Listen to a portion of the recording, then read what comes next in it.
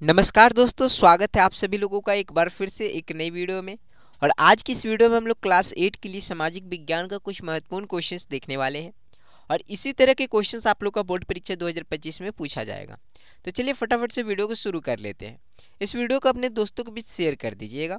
चलिए यहाँ पर देखिएगा, यहाँ पर जो पहला क्वेश्चन है, पहला क्वेश्चन क्या है? पहला क्वेश्चन है कि भारत के पहले गवर्नर जनरल कौन थे? भारत के पहले गवर्नर जनरल कौन थे? Warren Hastings. ऑप्शन डी आपका यहाँ पर सही जवाब हो जाएगा। आगे बढ़ते हैं, अगला क्वेश्चन देखिएगा। लॉर्ड क्लाइवे ने भारत का मानचित्र तैयार करने की जिम्मेदारी किसे सौंपी थी? लॉर्ड क्लाइवे ने भारत का मानचित्र तैयार करने की जिम्मेदारी किसे सौंपी थी? तो ये लॉर्ड कॉर्नवालिस को सौंपी थी। ऑप्शन सी आपका यहाँ पर सही जवाब हो जाएगा। आगे बढ़ते हैं, अगला क्वेश्चन देखिएगा। 3 नंबर क्वेश्चन है, राज्य हड़प नीति किसने शुरू की? तो राज्य हड़प नीति लॉर्ड डलहौजी ने शुरू की थी। ऑप्शन बी आपका यहाँ पर सही जवाब हो जाएगा। आगे बढ़ते हैं, अगला क्वेश्चन देखिएगा। 4 नंबर क्वेश्चन है, इतिहास को सामान्यतः कितने कालखंडों में बांटा गया है? तो इतिहास को सामान्यतः 3 कालखंडों में बांटा गया है। तो ऑप्शन डी आपका यहाँ पर सही जवाब हो जाएगा। आगे बढ़ते हैं, 5 नंबर क्वेश्चन है, फोर्ट विलियम किला किस शहर में बनाया गया था? फोर्ट विलियम किला किस शहर में बनाया गया था? तो ये आपका कोलकाता शहर में बनाया गया था। ऑप्शन सी आपका यहाँ पर सही जवाब हो जाएगा। आगे बढ़ते हैं, अगला क्वेश्चन देखिएगा। यहाँ पर 6 नंबर क्वेश्चन है, टीपू सुल्तान कहाँ का शासक था? तो टीपू सुल्तान मैसूर का शासक था। ऑप्शन सी आपका यहाँ पर सही जवाब हो जाएगा। आगे बढ़ते हैं, अगला क्वेश्चन देखिएगा। यहाँ पर 7 नंबर क्वेश्चन है, भारत में अंग्रेजों द्वारा किस फसल की खेती किसानों से जबरन कराई जाती थी? तो भारत में अंग्रेजों द्वारा नील फसल की खेती किसानों से जबरन कराई जाती थी। ऑप्शन बी आपका यहाँ पर सही जवाब हो जाएगा। आगे बढ़ते हैं, अगला क्वेश्चन देखिएगा। यहाँ पर 8 नंबर क्वेश्चन है, कोल विद्रोह कब हुआ था? तो 1831 से लेकर 1832 में कोल विद्रोह हुआ था। ठीक है, 1831 से 1832। 1 सेकेंड 32। ओके, तो ऑप्शन आपका यहाँ पर ए बिल्कुल सही जवाब हो जाएगा। आगे बढ़ते हैं, अगला क्वेश्चन देखिएगा। 9 नंबर क्वेश्चन है, भारत में पहली सूती कपड़ा मिल कहाँ स्थापित हुई? भारत में पहली सूती कपड़ा मिल कहाँ स्थापित हुई? तो ये आपका स्थापित कहाँ हुआ था? मुंबई में। ठीक है, ऑप्शन बी आपका यहाँ पर सही जवाब हो जाएगा। आगे बढ़ते हैं, यहाँ देखिएगा 10 नंबर क्वेश्चन है, 1857 की क्रांति का नेतृत्व रांची में किसने किया? 1857 की क्रांति का नेतृत्व रांची में किसने किया? तो इसका आपका सही जवाब क्या हो जाएगा? विश्वनाथ सहदेव। ठीक है, ऑप्शन बी आपका यहाँ पर सही जवाब हो जाएगा। आगे बढ़ते हैं, यहाँ देखिएगा 11 नंबर क्वेश्चन है, संथाल, मुंडा और उराव किस राज्य की प्रमुख जनजातियाँ है? संथाल, मुंडा और उराव किस राज्य की प्रमुख जनजातियाँ हैं? तो झारखंड की। ऑप्शन डी आपका यहाँ पर सही जवाब हो जाएगा। आगे क्वेश्चन देखिएगा। 12 नंबर क्वेश्चन है, 1857 ईस्वी के विद्रोह का तात्कालिक कारण क्या था? तात्कालिक कारण क्या था? चर्बी वाले कारतूस का अफवाह। ठीक है, ऑप्शन डी आपका यहाँ पर सही जवाब हो जाएगा। 13 नंबर क्वेश्चन देखिएगा, किस दस्तावेज को भारतीय शिक्षा का मेग्ना कार्टा कहा जाता है? तो इस किस दस्तावेज को कहा जाता है? वुड्स डिस्पैच को मेग्ना कार्टा कहा जाता है। ऑप्शन यहाँ पर आपका बी बिल्कुल सही जवाब हो जाएगा। आगे बढ़ते हैं, अगला क्वेश्चन देखिएगा। 14 नंबर क्वेश्चन है, सती प्रथा को दूर करने का श्रेय किसको है? तो सती प्रथा को दूर करने का श्रेय किसको दिया जाता है? लॉर्ड विलियम बेंटिक को दिया जाता है। लॉर्ड विलियम बेंटिक को। ऑप्शन डी आपका यहाँ पर सही जवाब हो जाएगा। आगे बढ़ते हैं, यहाँ देखिएगा 15 नंबर क्वेश्चन है, इनमें से कौन स्त्री पुरुष तुलना पुस्तक के प्रकाशन से संबंधित है? स्त्री पुरुष तुलना पुस्तक के प्रकाशन से कौन संबंधित है? तो ताराबाई शिंदे। ठीक है, ऑप्शन ए आपका यहाँ पर सही जवाब हो जाएगा। आगे बढ़ते हैं, अगला क्वेश्चन देखिएगा।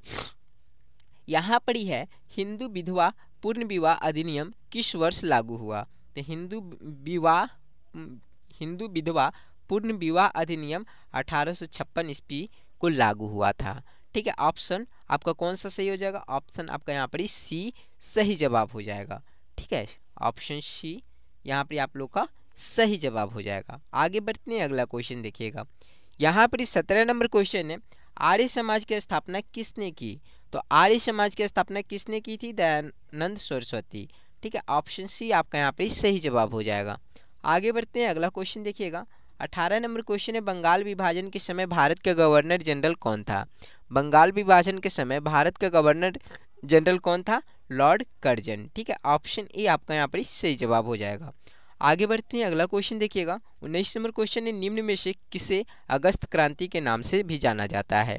निम्न में से किसे अगस्त क्रांति के नाम से जाना जाता है? भारत छोड़ो आंदोलन को। ठीक है, ऑप्शन सी आपका यहाँ पर सही जवाब हो जाएगा। आगे बढ़ते हैं, अगला क्वेश्चन देखिएगा। यहाँ पर आपका क्वेश्चन 20 नंबर है, झारखंड के कौन से हॉकी खिलाड़ी ने भारत को ओलंपिक, विश्व कप एवं एशियाई कप तीनों में पदक दिलाने वाली टीम के सदस्य रहे हैं? तीनों में पदक दिलाने वाली टीम का सदस्य रहे हैं कौन? तो इसका सही जवाब क्या हो जाएगा? माइकल किंडो। ठीक है, ऑप्शन बी आपका यहाँ पर सही जवाब हो जाएगा। आगे बढ़ते हैं, अगला क्वेश्चन देखिएगा। यहाँ पर 21 नंबर क्वेश्चन है, चंद्रमा के दक्षिणी ध्रुव पर पहुँचने वाला पहला देश कौन सा है? चंद्रमा के दक्षिणी ध्रुव पर पहुँचने वाला पहला देश कौन सा है? तो इसका आपका सही जवाब क्या हो जाएगा? भारत। ठीक है, ऑप्शन सी आपका यहाँ पर सही जवाब हो जाएगा। चंद्रमा के दक्षिणी ध्रुव पर पहुंचने वाला पहला देश कौन सा है?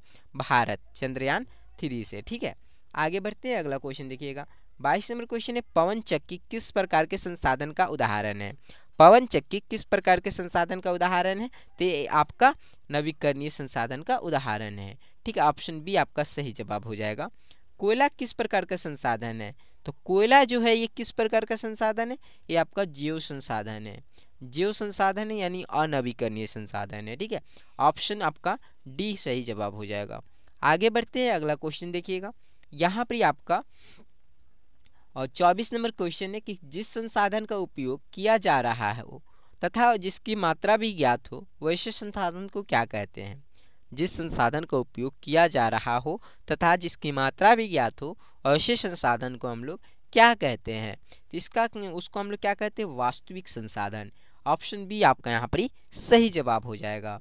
आगे बढ़ते हैं, अगला क्वेश्चन है, झारखंड में स्थित एकमात्र राष्ट्रीय उद्यान बेतला नेशनल पार्क किस जिले में है? झारखंड में स्थित एकमात्र राष्ट्रीय उद्यान बेतला नेशनल पार्क किस जिले में है? इसका सही जवाब क्या हो जाएगा? लातेहार जिला में। ऑप्शन सी आपका यहाँ पर सही जवाब हो जाएगा। आगे बढ़ते हैं, अगला क्वेश्चन देखिएगा। भारत के अंतरिक्ष एजेंसी इसरो द्वारा अभी हाल ही में कौन सा मिशन चंद्रमा पर सफलतापूर्वक चंद्रमा पर भेजा गया? सफलतापूर्वक चंद्रमा पर कौन सा मिशन भेजा गया था? चंद्रमा 3। ऑप्शन सी आपका यहाँ पर बिल्कुल सही जवाब हो जाएगा। आगे बढ़ते हैं, अगला क्वेश्चन देखिएगा। यहाँ पर आपका 27 नंबर क्वेश्चन है, पृथ्वी पर उपलब्ध कुल जल का कितना प्रतिशत पीने योग्य है?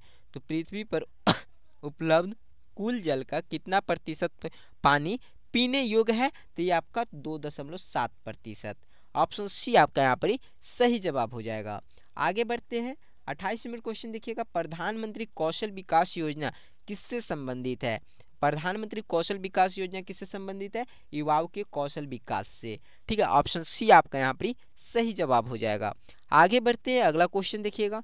यहाँ पर 29 नंबर क्वेश्चन है, इनमें से कौन सी फसल को सफ़ेद सोना कहा जाता है? इनमें से कौन सी फसल को सफ़ेद सोना कहा जाता है? कपास को। ऑप्शन सी आपका यहाँ पर सही जवाब हो जाएगा। आगे बढ़ते हैं, अगला क्वेश्चन देखिएगा। यहाँ पर 30 नंबर क्वेश्चन है, एपी कल्चर किस चीज़ से संबंधित है? एपी कल्चर किस चीज़ से संबंधित है? तो ये आपका मधुमक्खी पालन से संबंधित है। ऑप्शन सी आपका यहाँ पर सही जवाब हो जाएगा। आगे बढ़ते हैं, इनमें से जनसंख्या परिवर्तन के कारण क्या है?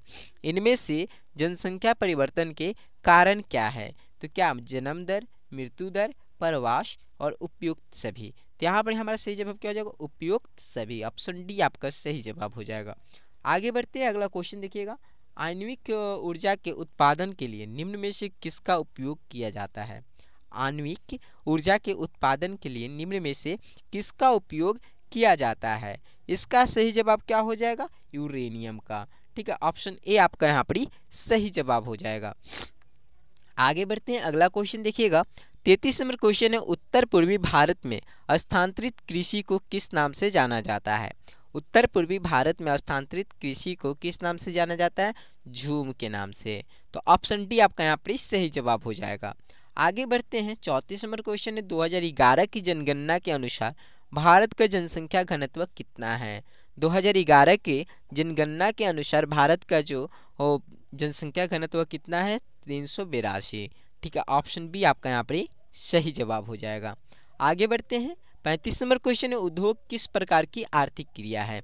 उद्योग किस प्रकार की आर्थिक क्रिया है? तो ये आपका किस प्रकार का आर्थिक क्रिया है उद्योग? तो उद्योग जो है आपका द्वितीयक आर्थिक क्रिया है। ऑप्शन बी आपका यहाँ पर सही जवाब हो जाएगा।